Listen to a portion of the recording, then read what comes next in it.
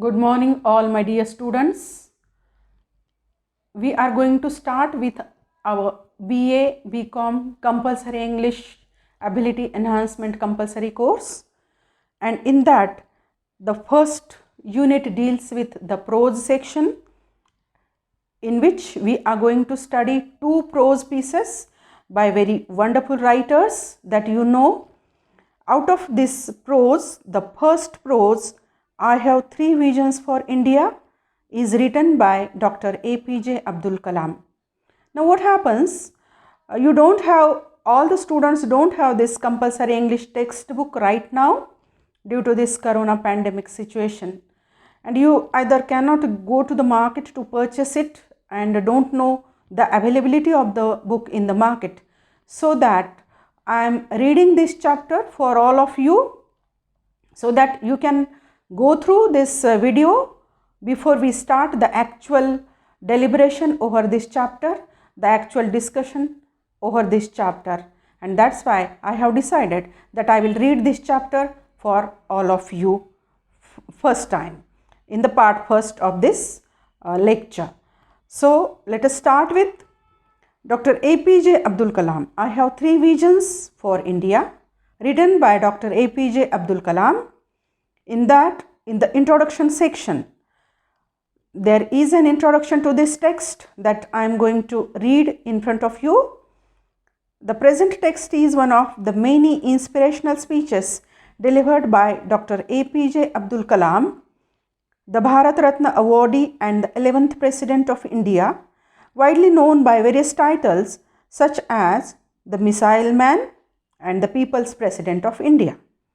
Moreover, he was equally renowned for the prophetic and visionary mission to build a strong and developed India. Through his writings and speeches, he has ardently put forth his vision for India, which has also been the mission statement of his life. Dr. Kalam had a great love for and a deep trust to the students of India as the carriers and executors of his vision for India. He delivered the speech at Indian Institute of Technology, Hyderabad on May 25th, 2011. In this speech, Dr. Kalam has outlined his vision for India and has also addressed the ways to attain it. Now, I will convey you something about the author, Dr. APJ Abdul Kalam. Abul Pakir Jainuluddin Abdul Kalam, publicly revered as Dr. APJ Abdul Kalam, was born on October 15, 1931 in Rameswaram, Tamil Nadu, India. He died at the age of 83 on July 27, 2015 while addressing students in Shillong, Meghalaya.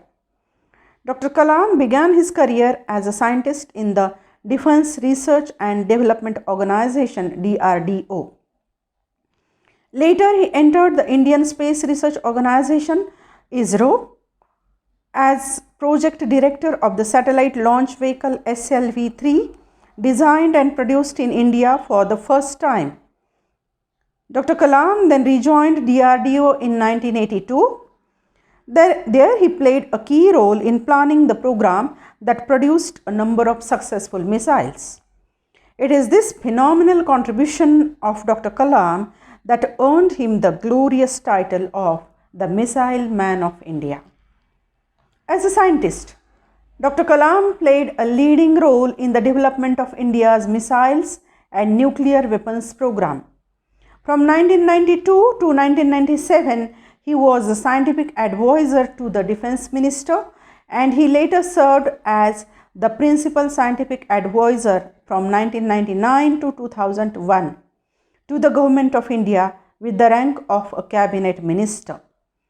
His prominent role in the country's 1998 nuclear weapon test established Dr. Kalam as a national hero. His immense contribution in making India equipped with space technology and nuclear power resulted in his election as the President of India from 2002 to 2007. In 1998, Dr. Kalam put forth a countrywide plan called Technology Vision 2020, which he described as a roadmap for transforming India. The plan of Dr. Kalam, popularly known as Vision 2020, included increase in agricultural productivity, using technology as a vehicle for economic growth, and a massive coverage of Indian population in terms of health care and education. Dr. Kalam authored several books, including a renowned autobiography, Wings of Fire, that was brought in 1999. Among his numerous awards were two of India's highest civilian awards, the Padma Vibhushan 1990 and the Bharat Ratna 1997. So this was the information regarding the author that we completed here. Now we'll start with the actual reading of the lesson, the prose. I have three visions for India. I have three visions for India. In 3000 years of our history, people from all over the world have come and invaded us, captured our lands, conquered our minds. From Alexander onwards, the Greeks, the Turks, the Mughals, the Portuguese, the British, the French, the Dutch, all of them came and looted us, took over what was ours. Yet we have not done this to any other nation. We have not conquered anyone. We have not grabbed their land, their culture, their history, and tried to enforce our ways of life on them. Why? Because we respect the freedom of others. That is why my first vision is that of freedom. I believe that India got its first vision of this in 1857, when we started the War of Independence. It is this freedom that we must protect and nurture and build on. If we are not free, no one will respect us. My second vision is that for India's development. For 50 years, we have been a developing nation. It is time we see ourselves as a developed nation. We are among top 5 nations of the world in terms of GDP. We have 10% growth rate in most areas. Our poverty levels are falling. Our achievements are being globally recognized today. Yet we lack the self-confidence to see ourselves as a developed nation, self-reliant and self-assured. Isn't this incorrect? I have a third vision. India must stand up to the world, because I believe that unless India stands up to the world, no one will respect us. Only strength respects strength. We must be strong not only as a military power but also as an economic power. Both must go hand in hand. My good fortune was to have worked with three great minds: Dr. Vikram Sarabhai of the Department of Space, Professor Satish Dhawan, who succeeded him, and Dr. Brahma Prakash, the father of nuclear material. I was lucky to have worked with all three of them closely and consider this the great opportunity of my life. I see 4 milestones in my career. I spent 20 years in ISRO. I was given the opportunity to be the project director for India's first satellite launch vehicle, SLV-3, the one that launched Rohini. These years played a very important role in my life of a scientist. After my ISRO years, I joined DRDO and got a chance to be the part of India's guided missile program. It was my second bliss when Agni met its mission requirements in 1994. The Department of Atomic Energy and DRDO had this tremendous partnership in the recent nuclear tests on May 11 and 13. This was the third bliss. The joy of participating with my team in these nuclear tests and proving to the world that India can make it, that we are no longer a developing nation, but one of them. It made me feel very proud as an Indian. The fact that we have now developed for Agni a re-entry structure for which we have developed this new material, a very light material called carbon. I see 4 milestones in my career. I spent 20 years in ISRO. I was given the opportunity to be the project director for India's first satellite launch vehicle, SLV-3, the one that launched Rohini. These years played a very important role in my life of a scientist. After my ISRO years, I joined DRDO and got a chance to be the part of India's guided missile program. It was my second bliss when Agni met its mission requirements in 1994. The Department of Atomic Energy and DRDO had this tremendous partnership in the recent nuclear tests on May 11 and 13. This was the third bliss. The joy of participating with my team in these nuclear tests and proving to the world that India can make it, that we are no longer a developing nation but one of them. It made me feel very proud as an Indian. The fact that we have now developed for Agni a re-entry structure for which we have developed this new material, a very light material called carbon. One day, an orthopedic surgeon from Nizam Institute of Medical Sciences visited my laboratory. He lifted the material and found it so light that he took me to his hospital and showed me his patients. There were these little girls and boys with heavy metallic calipers weighing over 3 kilograms each, dragging their feet around.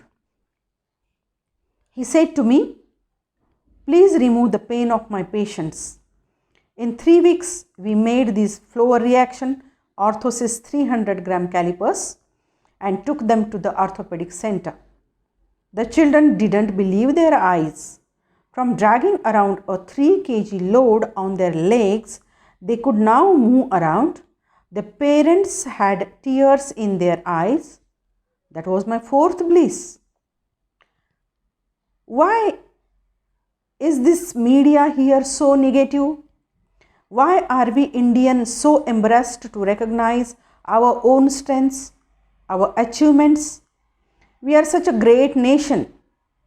We have so many amazing success stories, but we refuse to acknowledge them. Why? We are the first in milk production. We are number 1 in remote sensing satellites. We are the second largest producer of wheat. We are the second largest producer of rice. Look at Dr. Sudarshan. He has transferred the tribal village into a self-sustaining, self-driving unit. There are millions of such achievements, but our media is only obsessed in the bad news and failures and disasters. I was in Tel Aviv once and I was reading the Israeli newspaper. It was the day after a lot of attacks and bombardments and deaths had taken place. The Hamas had struck, but the front page of the newspaper had the picture of a Jewish gentleman who in 5 years had transformed his desert land into an orchid and a granary. It was this inspiring picture that everyone woke up to. The gory details of killing, bombardments, deaths were inside the newspaper, buried among other news. In India, we only read about death, sickness, terrorism, crime. Why are we so negative? Another question. Why are we as a nation so obsessed with foreign things? We want foreign TVs. We want foreign shirts. We want foreign technology. Why this obsession with everything imported? Do we not realize that self-respect comes with self-reliance? I was in Hyderabad giving this lecture when a 14-year-old girl asked me for my autograph. I asked her what her goal in life is. She replied, "I want to live in a developed India." For her, You and I will have to build this developed India. You must proclaim, India is not an underdeveloped nation. It is a highly developed nation. Do you have 10 minutes? Allow me to come back with a vengeance. Got 10 minutes for your country? If yes, then read. Otherwise, choice is yours. You say that our government is inefficient. You say that our laws are too old. You say that the municipality does not pick up the garbage. You say that the phones don't work. The railways are a joke. The airline is the worst in the world. Mails never reach their destination. You say that our country has been fed to the dogs and is the absolute pits. You say, and say. What do you do about it? Take a person on his way to Singapore. Give him a name, yours. Give him a face, yours. You walk out of the airport and you are at your international best. In Singapore, you don't throw cigarette butts on the roads or eat in the stores. You are as proud of their underground links as they are. You pay $5, approximately 60 rupees, to drive through Orchard Road, equivalent of Mahim Causeway or Pedder Road, between 5 p.m. and 8 p.m. You come back to the parking lot to punch your parking ticket if you have overstayed in a restaurant or a shopping mall, irrespective of your status identity. In Singapore, you don't say anything, do you? You wouldn't dare to eat in public during Ramadan in Dubai. You would not dare to go out without your head covered in Jeddah. You would not dare to buy an employee of the telephone exchange in London at £10, 650 rupees a month to see to it that my STD and ISD calls are billed to someone else.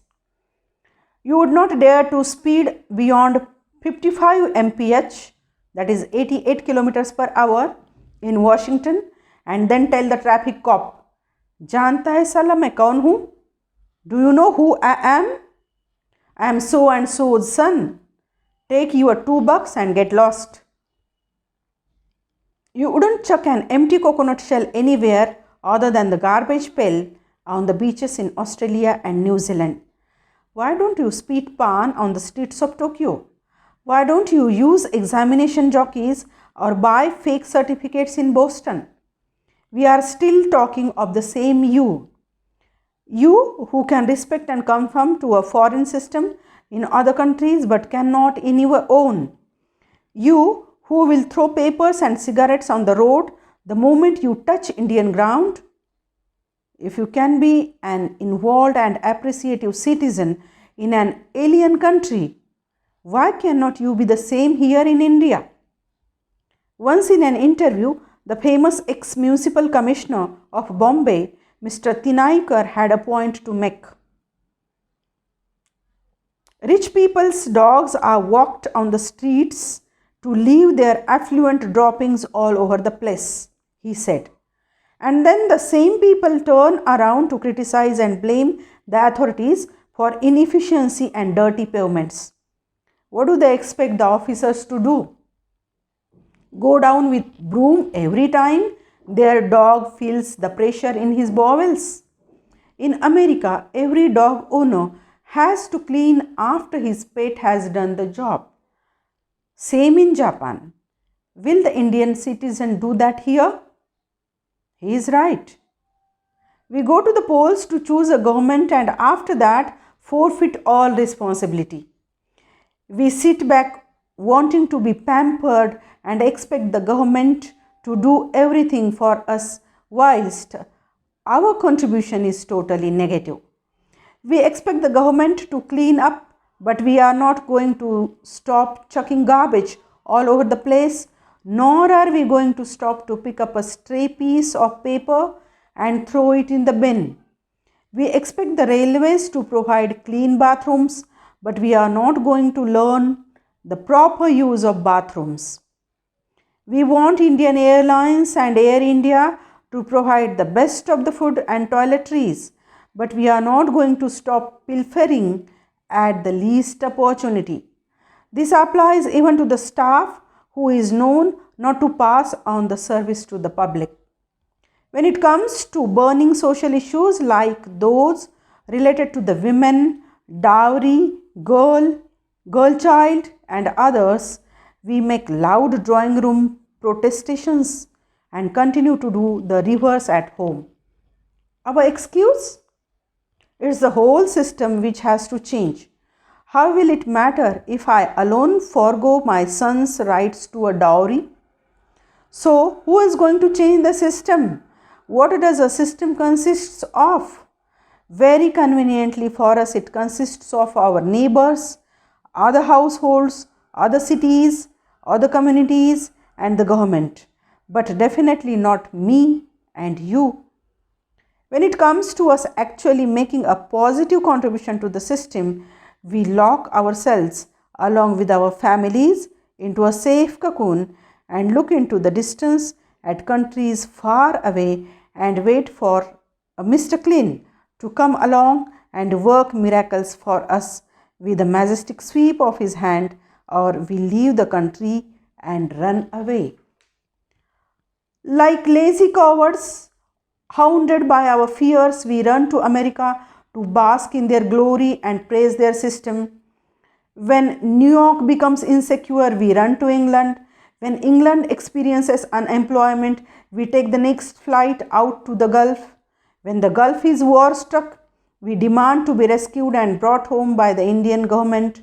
Everybody is out to abuse and rape the country. Nobody thinks of feeding the system. Our conscience is mortgaged to money. Dear Indians, I am echoing John F. Kennedy's words to his fellow Americans to relate to Indians. I quote, "Ask what we can do for India and do what has to be done to make India what America and other Western countries are today." Unquote. Let us do what India needs from us. Thank you. So here the reading of the lesson is completed. There is a glossary after this completion of the chapter, and then there is discussion session also and exercises. So all these things we will discuss after an elaborate learning of this chapter. Probably in our part 2 of this chapter, we'll study this chapter in detail. Thank you. Thank you one and all. Have a nice day.